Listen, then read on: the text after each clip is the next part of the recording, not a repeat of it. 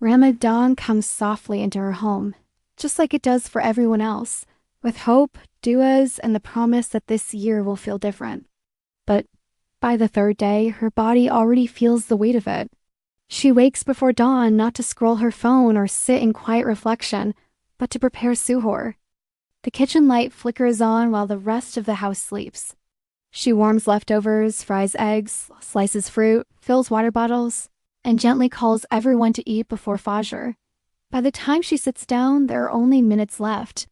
She swallows a few hurried bites, sips water quickly, and the adhan begins. Her fast starts not in stillness, but in motion. In the United States, Ramadan doesn't slow the world down. The school bus still comes at the same time. Work meetings are still scheduled back to back. Emails still demand answers. She cleans up the kitchen after suhoor, wakes the kids again for school, packs lunches she won't taste, and starts her day already slightly dehydrated. By midday, her head aches. By afternoon, her patience feels thinner than she wants to admit. Yet she continues, answering questions, solving problems, folding laundry, responding to messages, reminding the kids to finish homework. As Maghrib approaches, the hardest hour begins. Hunger feels sharper when you're cooking. She stands over the stove, stirring soup, frying samosas, checking the oven, setting the table. The smell of food fills the air, and her stomach tightens. She tells herself it's almost time. She moves faster, making sure everything is ready so her family can break their fast peacefully. The adhan echoes through the house. Bismillah, everyone says. Dates are passed around. Glasses are filled.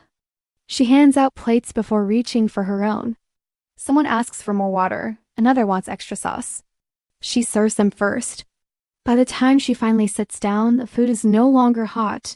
No one means to ignore her. No one is intentionally ungrateful, but no one truly sees the effort either. Later that night, she scrolls through her phone and sees pictures of beautifully decorated iftar tables. Long, heartfelt reflections about Quran goals, smiling families at the masjid for Taraweeh. She feels a quiet ache in her chest. Why does her Ramadan feel more exhausting than spiritual? Why does she feel more like a manager than a worshiper? A whisper of guilt creeps in. Maybe she isn't doing enough. Maybe her iman isn't strong enough. But what she doesn't realize is that her entire day has been stitched together with worship. Islam does not separate the sacred from the ordinary. The meal she prepared with the intention of helping her family fast is worship. The patience she showed when she was overwhelmed is worship. The fatigue she pushed through without complaining is worship. Even the moment she swallowed her frustration and chose kindness instead, that too is written. When the house finally quiets down, when the dishes are washed and the counters wiped, she spreads her prayer mat in the dim corner of her room. It's late. Her body feels heavy. She prays slowly, not perfectly. In sujud, her shoulders tremble slightly, not from elaborate recitation, but from exhaustion. And in that exhaustion is something deeply sincere. There is no performance, no audience, no praise, just her and Allah. Logically, struggle increases reward.